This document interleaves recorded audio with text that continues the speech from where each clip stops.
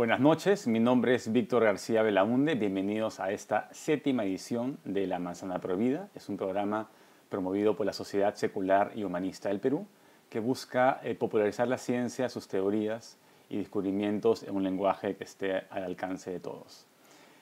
Este martes, como todos los martes, vamos a hablar sobre temas científicos, en este caso sobre arqueología.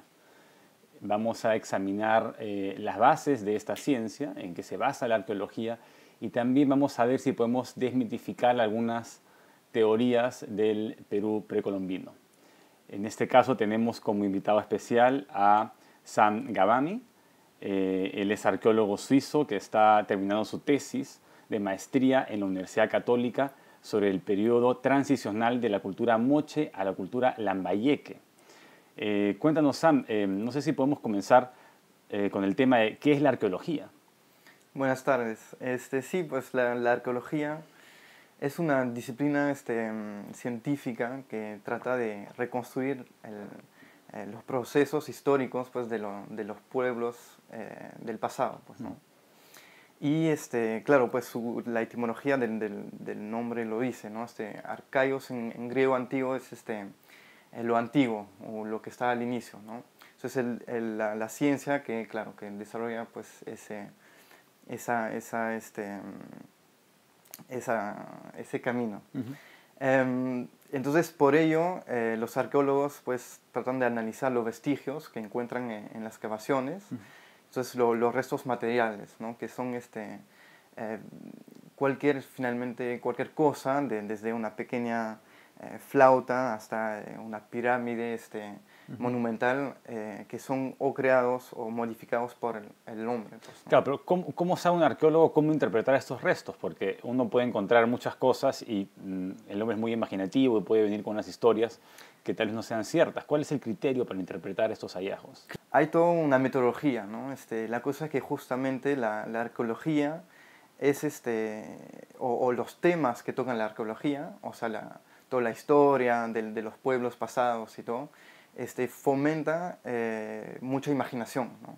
Entonces, de ahí la gente, o sea, va a imaginar a muchos hechos que al final no se puede comprobar con los hechos. ¿Qué diferencia hay entre la arqueología y la antropología?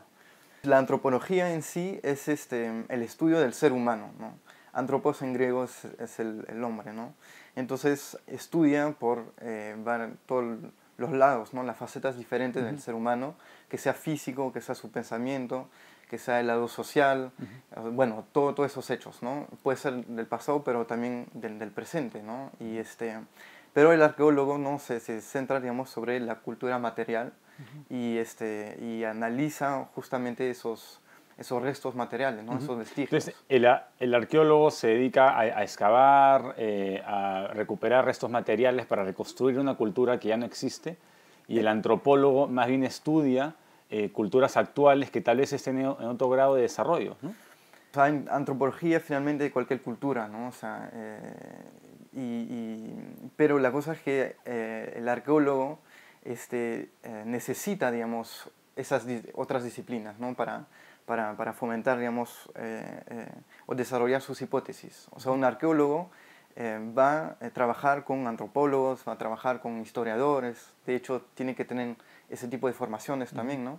Va a trabajar con lingüistas, va a trabajar con los textos cuando sí le permite. Por ejemplo, en Perú es muy complicado, ¿no? Porque si estudiamos, digamos, las culturas precolombinas, de ahí pues no tenemos textos. Fuera, de hecho, de los textos, las cronistas, ¿no? Las crónicas, perdón. Y en ese sentido, el vestigio es muy importante, ¿no?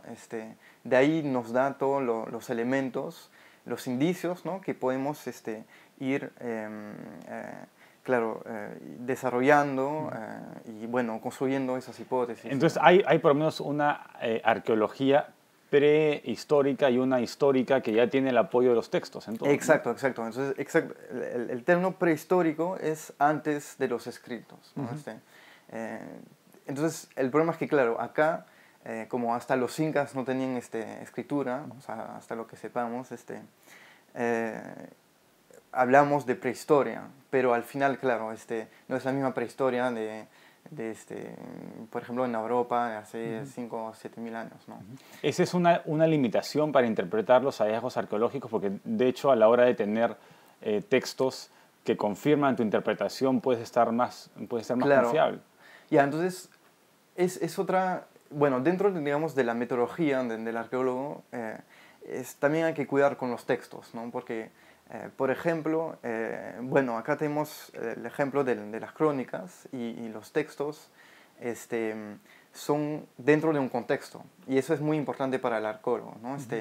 El arqueólogo también con el vestigio, o sea, el vestigio en sí, o la cerámica como ejemplo, ¿no?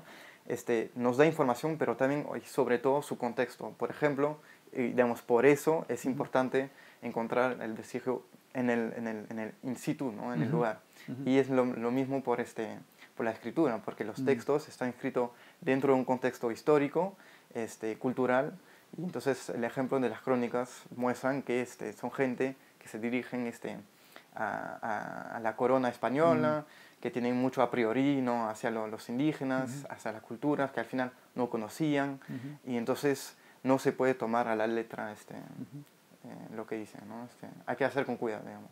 Muy interesante. Entonces, lo que un arqueólogo quiere es encontrar un lugar histórico que no haya sido saqueado, que no haya sido movido. Uno quiere encontrar las piezas justo donde se quedaron en el momento que desapareció la cultura. Debe ser terrible para un arqueólogo que se huaqueen las tumbas, entonces uno no puede reconstruir la historia de eso, ¿no? Exacto, exacto. Sí, pues, o sea, lo ideal será encontrar, digamos, un sitio como lo han dejado, entre comillas, ¿no?